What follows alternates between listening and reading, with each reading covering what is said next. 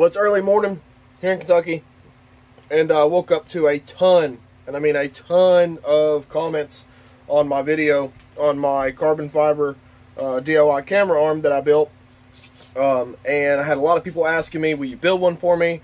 Will you give me a material list? Will you please make a video on it? There's nothing really special about it, and it's super easy. So I thought I have the day off for the most part. I go in tonight for work, which is where I actually built most of this. But we'll keep that between us. But I got some time, so I figured I'm not going to show you how to build it, but I am going to go over the steps, the materials that I use to build it, and a couple different options, and maybe you guys can make you one.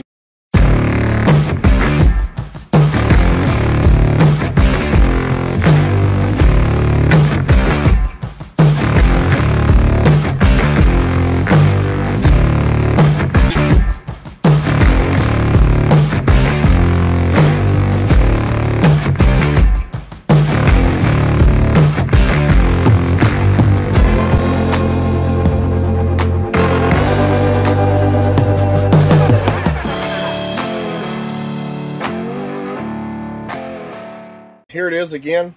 I've actually added some camo wrap to it. The best dang camo pattern ever made for deer hunting in the fall. Realtree Hardwoods, the OG in my opinion. But like I said, this thing weighs like right at, I think, 1.8 pounds with the strap. It's just your normal little buckle cam strap, whatever you want to call it. But it's super light. It's awesome. It folds up nice and easy. I'm pretty excited to use it this fall instead of a huge bulky ordeal like I'm used to. But anyways, let me go over this arm with you guys and tell you what all I used. Now please keep in mind that I am an electrician. I'm not a machinist. I'm not a mechanic.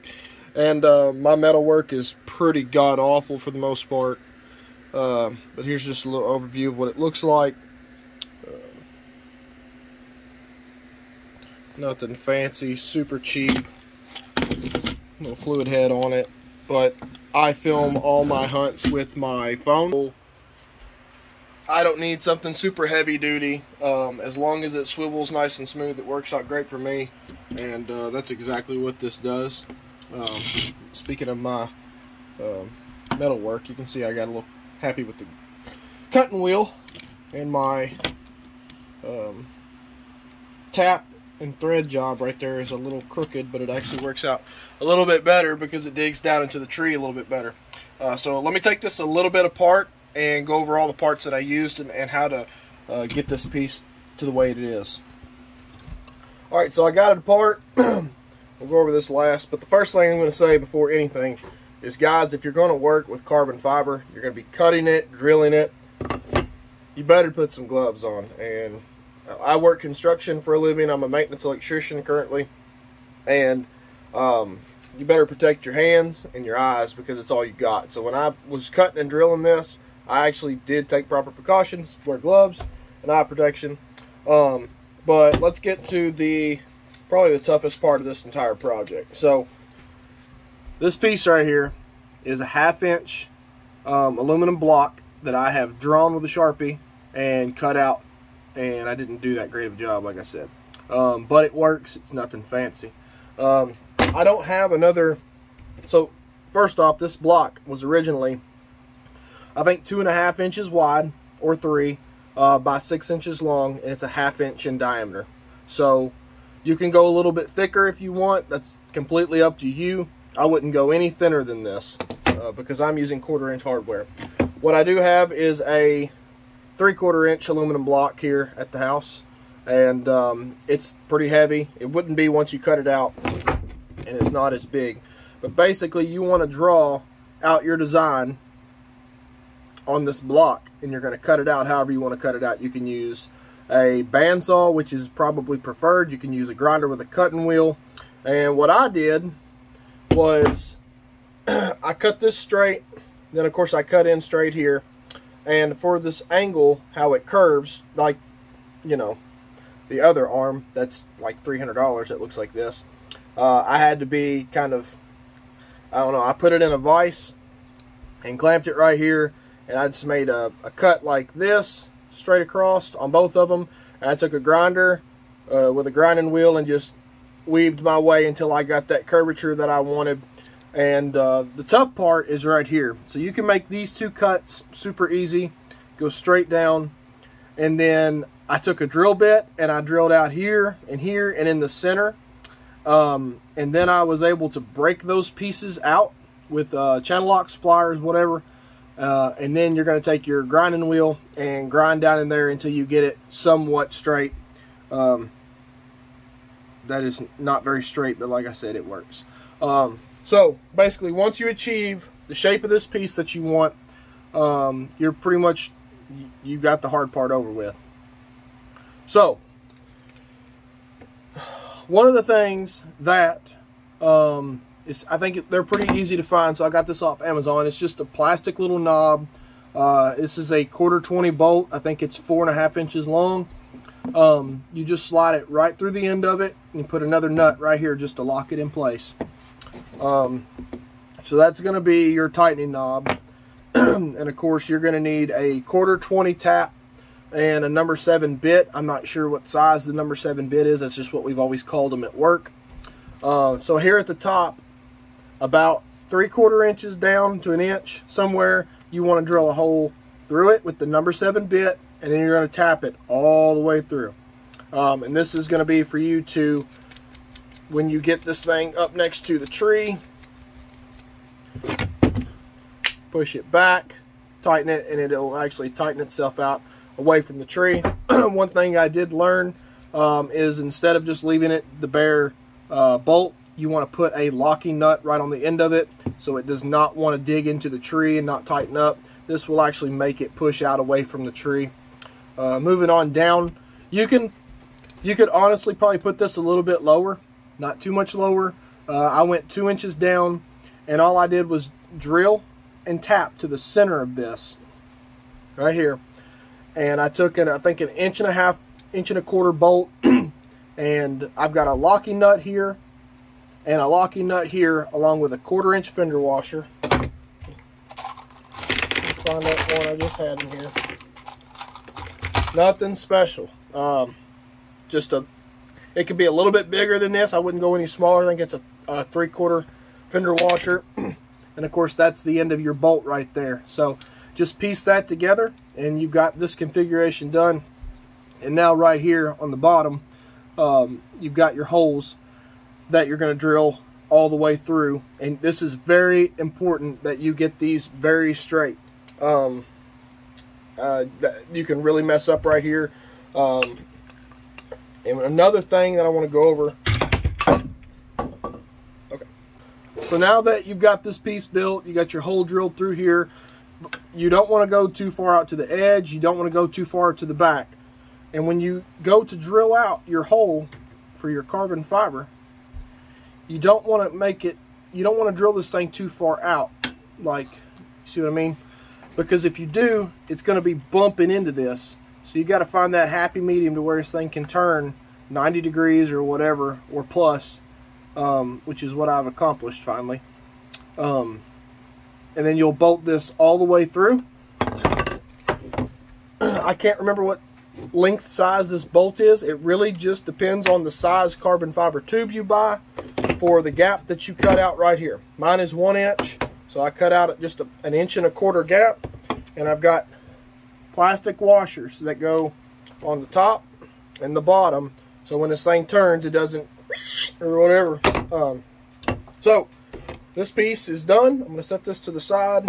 I will post a screenshot of where I bought these in the video. I'm not good at posting in the comments and all that stuff. That's hunting public and Shane Simpson level. I'm never going to be there. So let's move on to the carbon fiber. Alright, so these were nice, shiny, pretty looking carbon fiber tubes yesterday before I put the camo wrap on them. These were both the same length at first, and I cut this one down to where when it folds, the fluid head is not in the way of the tree base. But I'm also going to post a link where you can find these on Amazon. I think they were $16. It's pretty cheap. You can see they're not very thick at all. They're pretty thin, and this carbon fiber is way stronger than any aluminum tube, for the most part that I've read and what I understand off of it. But here's what I did down here, and I'm going to recommend I use 1/4-inch hardware for all of this. Right here is a very pivotal part of this whole process, so you want to make sure this is pretty stout. So I used a 3/8 bolt, got a locking nut. This piece right here is pretty neat. So it's a 3/8 threaded nut, plastic threaded nut. So I've got my plastic divider in between, so it's not going to squeak, and it also will turn a little bit with the threads that are on it. Right here and right here, got plastic washers, and this is also an aluminum bolt, so it saves a little bit of weight. You can cut this carbon fiber tubing with a hacksaw. It's super easy. Goes right through, and then actually after I'm done cutting it, I take my gloves and just kind of ream out the end of it, and with the leather, I'm not worried about it going through there. So this stuff is pretty cut and dry, pretty easy. You just want to make sure when you drill your holes in the top that you get them dead center, because if you don't, it's going to suck. It's going to make your camera arm want to swing down, especially when you drill this hole right here. So my suggestion is, when you drill all these holes, if there's a way you can brace them, hold them straight up and down, got a little level bubble on your drill, drill all your holes at the same time, and then you should be good to go. I will also post the link to this little fluid head.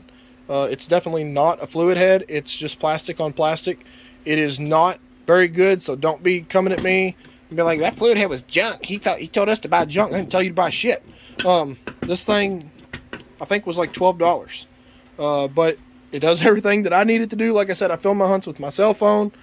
So, I actually think, where is it? Right here. This little piece right here just attaches right on the top. Your phone clamps down in here and holds it nice and secure. But I actually don't put that on until I get to the tree, because it takes up way too much space. So here's pretty much all the pieces of this again. So I'm going to put it back together while you guys are watching. And yeah.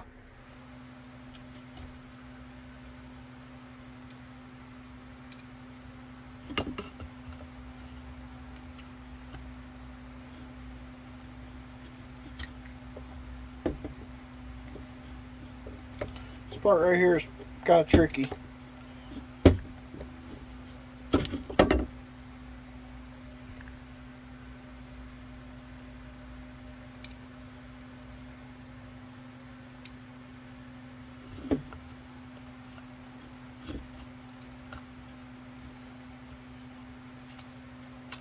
Gosh dang it. Get in there. Oh, it's a boy. Alright, now that you got that through there with the plastic washers, finally, take your locking nut and get it nice and secure. And you can tighten that up pretty snug and just adjust it as needed for your liking when you're turning it. Got that on there. Spins. Nice and snug, not too loose. See, I think this is a 1/4-inch bolt. I do not have a 1/4-inch or 1/4-20 inch and a 1/4 bolt in aluminum. Still doesn't weigh very much.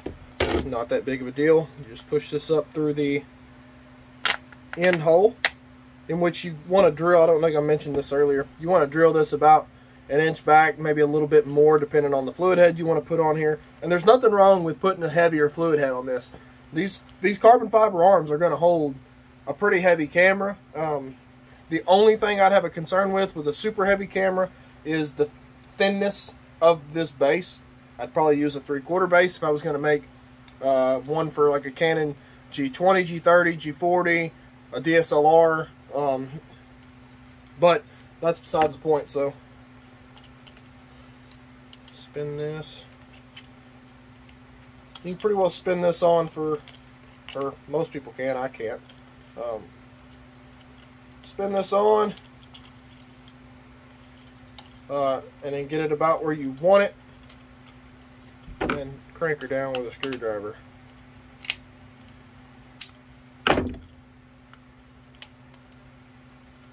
So I almost forgot to mention, guys, the other base that you can make for this type of camera arm is something simple with a piece of square tubing.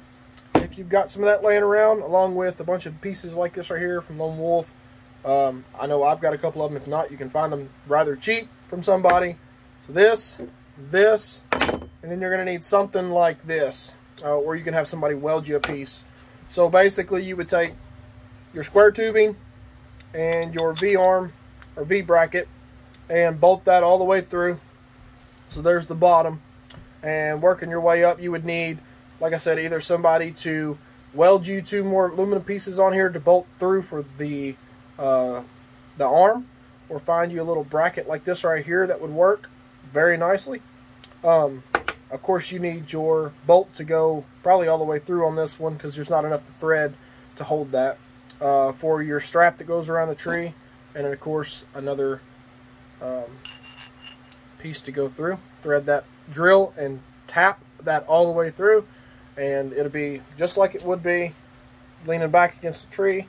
Tighten this up, levels it out. But that's the other option I forgot to mention.